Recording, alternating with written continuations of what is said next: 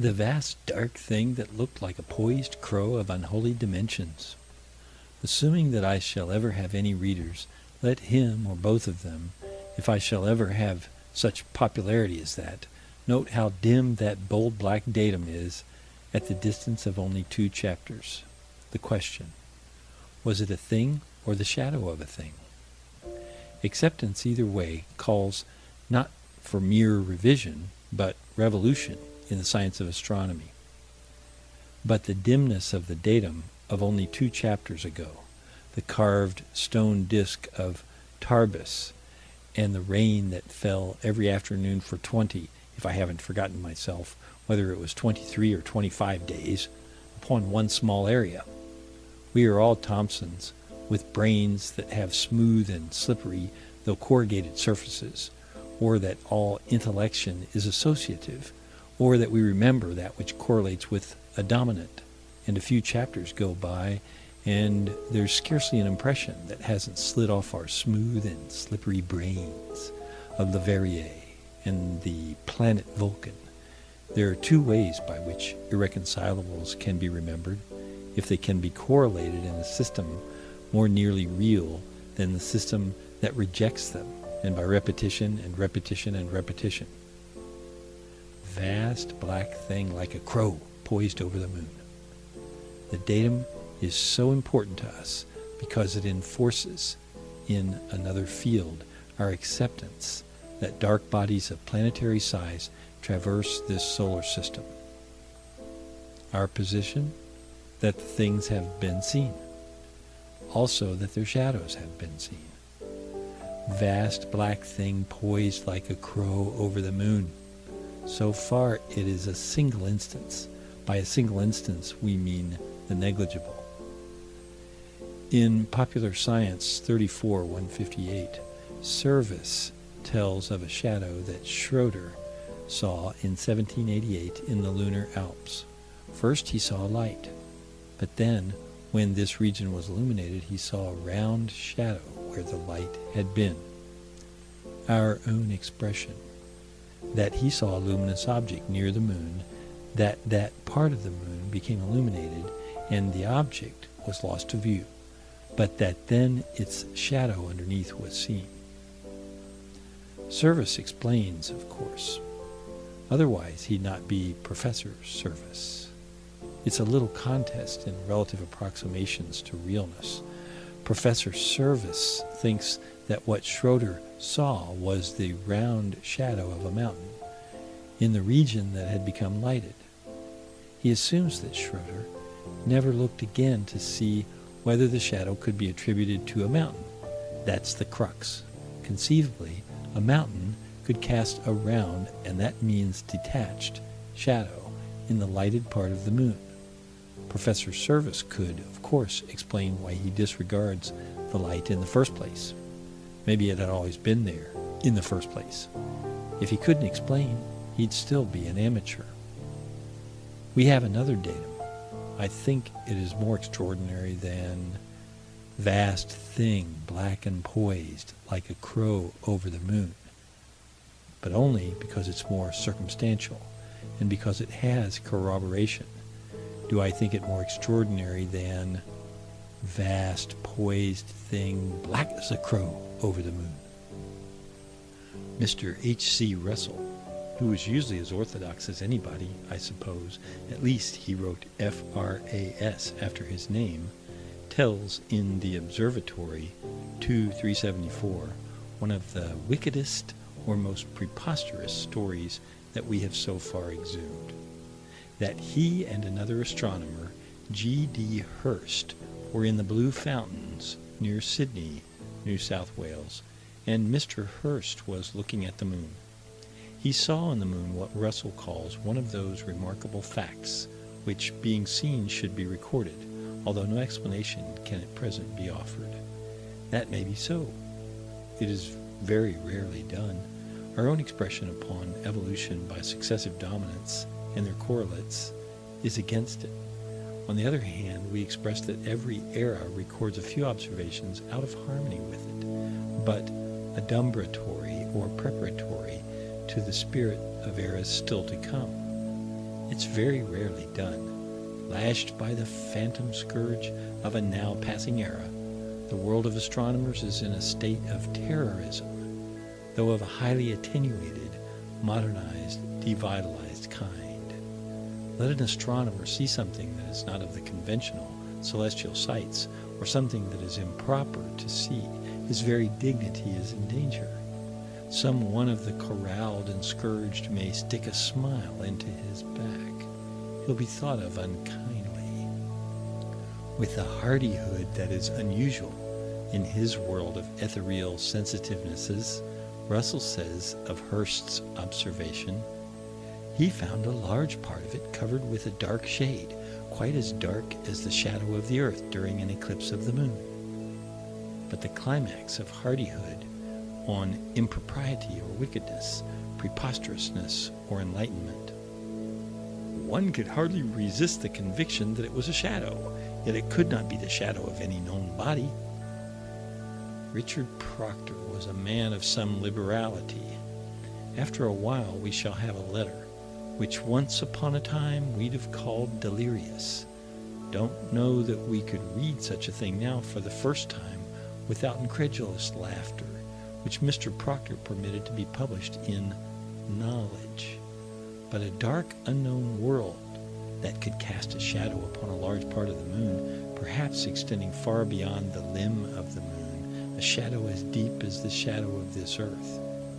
Too much for Mr. Proctor's politeness. I haven't read what he said, but it seems to have been a little coarse. Russell says that Proctor freely used his name in the Echo of March 14, 1879, ridiculing this observation which had been made by Russell as well as Hirst. If it hadn't been Proctor, it would have been someone else. But one notes that the attack came out in a newspaper. There is no discussion of this remarkable subject, no mention in any other astronomic journal. The disregard was almost complete, but we do note that the columns of the observatory were open to Russell to answer Proctor. In the answer, I note considerable intermediateness. Far back in 1879, it would have been a beautiful positivism if Russell had said, "There was a shadow on the moon. Absolutely, it was cast by an unknown body." According to our religion, if he had then given all his time to the maintaining of this one stand, of course breaking all friendships, all ties with his fellow astronomers, his apotheosis would have occurred, greatly assisted by means well known to quasi-existence, when its compromises and evasions and phenomena that are partly this and partly that are flouted by the definite and uncompromising. It would be impossible in a real existence, but Mr. Russell, of quasi-existence, says that he did resist the conviction, that he had said that one could hardly resist, and most of his resentment is against Mr. Proctor's thinking that he had not resisted. It seems too bad, if apotheosis be desirable. The point in intermediatism here is not that to adapt to the conditions of quasi-existence is to have what is called success in quasi-existence, but is to lose one's soul, but is to lose one's chance of attaining soul, self, or entity. One indignation quoted from Proctor interests us. What happens on the moon may at any time happen to this earth. Or, that is just the teaching of this department of advanced astronomy, that Russell and Hirst saw the sun eclipsed relatively to the moon by a vast dark body, that many times have eclipses occurred relatively to this earth by vast dark bodies, that there have been many eclipses that have not been recognized as eclipses by scientific kindergartens. There is a merger, of course. We'll take a look at it first, that after all, it may have been a shadow that Hirst and Russell saw, but the only significance is that the sun was eclipsed relatively to the moon by a cosmic haze of some kind, or a swarm of meteors close together, or a gaseous discharge left behind by a comet. My own acceptance is that vagueness of shadow is a function of vagueness of intervention, that a shadow as dense as the shadow of this earth is cast by a body denser than hazes and swarms. The information seems definite enough in this respect, quite as dark as the shadow of this earth during the eclipse of the moon. Though we may not always be as patient toward them as we should be, it is our acceptance that the astronomic primitives have done a great deal of good work, for instance, in the allaying of fears upon this earth. Sometimes it may seem as if all science were to us very much like what a red flag is to bulls and anti-socialists. It's not that. It's more like what unsquare meals are to bulls and anti-socialists. Not the scientific, but the insufficient. Our acceptance is that evil is the negative state, by which we mean the state of maladjustment, discord, ugliness, disorganization, inconsistency, injustice, and so on, as determined in intermediateness, not by real standards, but only by higher approximations to adjustment, harmony, beauty, organization, consistency, justice, and so on. Evil is outlived virtue, or incipient virtue, that has not yet established itself, or any other phenomenon that is not in seeming adjustment, harmony, consistency with a dominant. The astronomers have functioned bravely in the past. They've been good for business. The big interests think kindly, if at all, of them. It's bad for trade to have an intense darkness come upon an unaware community and frighten people out of their purchasing values. But if an obscuration be foretold, and if it then occur, may seem a little uncanny, only a shadow, and no one who was about to buy a pair of shoes runs home panic-stricken and saves the money.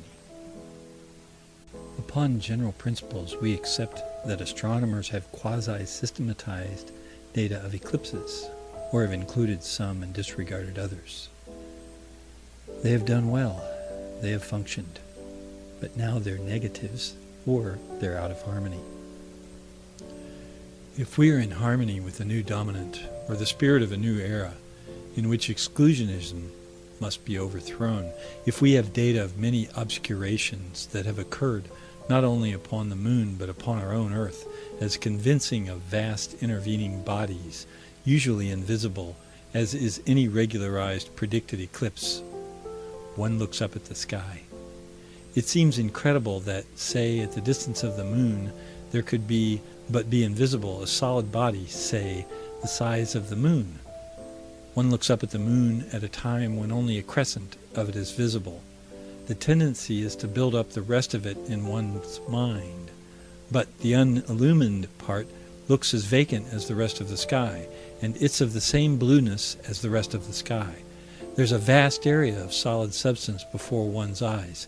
It's indistinguishable from the sky. In some of our little lessons upon the beauties of modesty and humility, we have picked out basic arrogances: tail of a peacock, horns of a stag, dollars of a capitalist, eclipses of astronomers. Though I have no desire for the job, I'd engage to list hundreds of instances in which the report upon an expected eclipse has been sky overcast or weather unfavorable. In our super Hibernia, the unfavorable has been construed as the favorable. Some time ago, when we were lost because we had not recognized our own dominant, when we were still of the unchosen and likely to be more malicious than we now are, because we have noted a steady tolerance creeping into our attitude, if astronomers are not to blame, but are only correlates to a dominant, we advertised a predicted eclipse that did not occur at all. Now, without any especial feeling except that of recognition of the fate of all attempted absolutism, we give the instance, noting that, though such an evil thing to orthodoxy, it was orthodoxy that recorded the non-event.